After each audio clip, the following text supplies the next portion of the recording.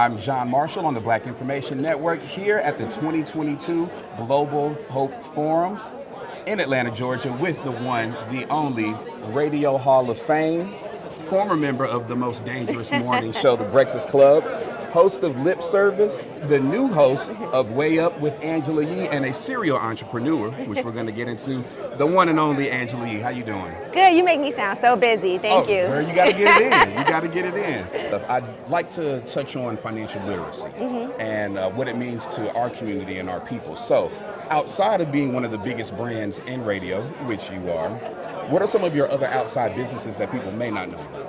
So I have my coffee company, Coffee Uplifts People, as well as the coffee shop. We just celebrated 1 year. Okay, congratulations. Thank you. And we're opening another location, and then the plan is to franchise that. Okay. And then I have my pressed juices, Drink Fresh Juice. Right. And then I had started this juice bar, Juices for Life. That's my oldest business. Right, I remember you talking a lot about that on The Breakfast Club. Yes.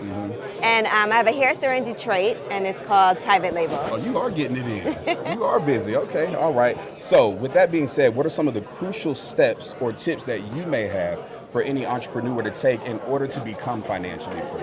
All right, well, first I would say to put together a business plan. That's been really important for me. It's something that I learned after my first business. Right. But it helps to really keep you on track, but also to see what else is going on in whatever field that it is that you're opening your business. And then I also feel like it's important to get outside help.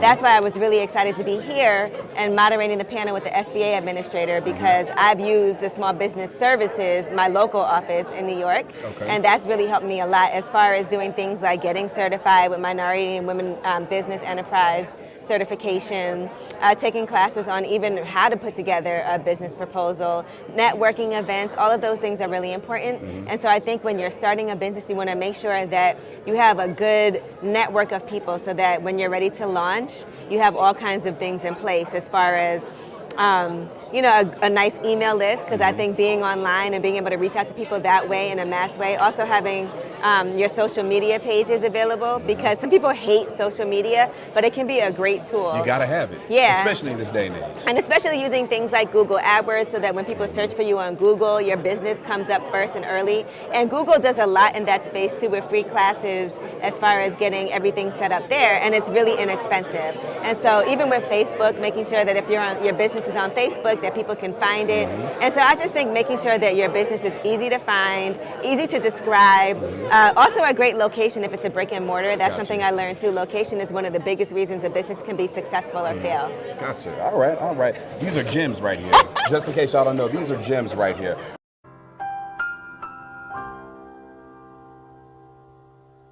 What is one of the biggest lessons that you have learned in your financial life or your plan on your personal finances and business finances? The biggest lesson that you learned? A couple of things, but I would say stop using my own money for everything. I still do that. And so what I've been learning is to apply for that grant money, to get those low interest loans.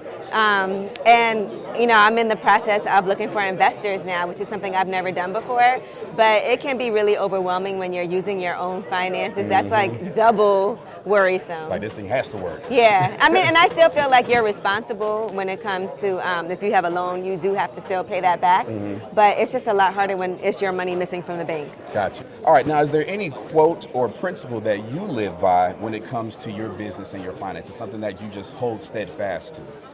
I believe in treating people well, and that's not necessarily a quote, but it's a principle. I feel like even with employees, just make sure that you're always respectful, but also one thing that I did have to learn is to have boundaries, and so you can be respectful, but also have boundaries. Gotcha. Okay, gotcha.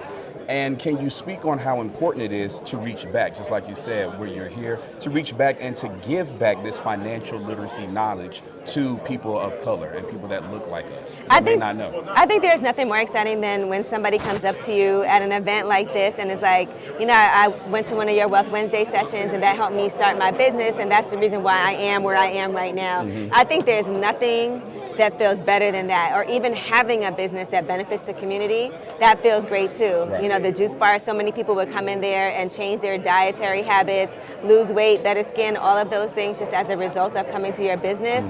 And so when you can see the impact that it can make on an individual's life, that's the best feeling. So not just the financial aspect, but the health-wise aspect, and just like the overall. And I also feel like financially, your health is wealth. And I mean that for real, because if you're not healthy, how can you run your business? You can't even run your business if you're always sick and you have things going on and you're not clear in your mind on what it is that you're doing, and you're also not taking care of yourself. Right, so it is important to have that self-care. It is important to make sure that nutrition-wise you're sleeping, that you're eating healthy, because all of those things can be a hindrance. It can affect your mood. It can affect how you tolerate other people. Yep. You're not operating at critical mass when you got other stuff going on. That can be helped. Yeah, and so I think that. And then I think as far as finances, make sure that you don't run from things that you feel like you can't handle, like bills. That is something they're still going to be there. Yeah, they're still going to be there. There'll be interest, it'll mess up your relationships, and you don't want that to happen. Gotcha. So even if you have to be upfront and honest and you have to work out a payment plan, people are open to that, but there's nothing worse than just not responding and letting things pile up. You got to have that communication. Yeah, I was reading a story the other day about a coffee shop owner who just left the country and left his business, owed all this money on rent, and didn't pay their employees. Now, how can you ever come back and do it? What? Bro, what are you talking about, man? What you feel the importance of being a woman in both this industry and more specifically in business? How's it important to be a woman and then still giving back so other little girls can see, oh, this can be done? I think it's a great time for us because Black women in particular are opening up small businesses at a greater rate than anybody else. But we also have to make sure that these businesses are not just opening, but they're thriving. And so that's really important, and I feel like we have enough power when it comes to finances and when it comes to awareness that we can actually help make that happen. And so for me, being in the space that I am, being able to give a platform to these women, and you guys too. Oh yeah. We here, we support you though, we support you. But they say if you want something done right, hire a Black woman. But just being, oh look, there's Nikki Sparrow, speaking of a Black woman. But just being able to have that platform where I can help empower other women, that's important, because it is if I see somebody else do that, then I feel like I can do it too. Right. And I feel like sometimes, and I said this earlier, we feel like we're all alone, and that's not true.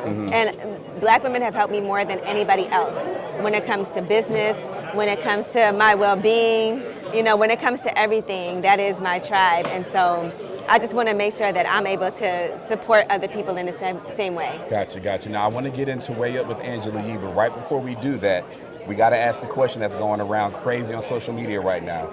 Would you do $500,000 or dinner with Jay-Z? I'm going to do $500,000. Somebody got it right. I already know what time it is. Now, why would you do the $500,000? I feel like I've been at dinner with Jay-Z before. I'll just call home if I need him. I think Jay-Z would tell me take that $500,000. Right. He'd be like, girl, don't be stupid.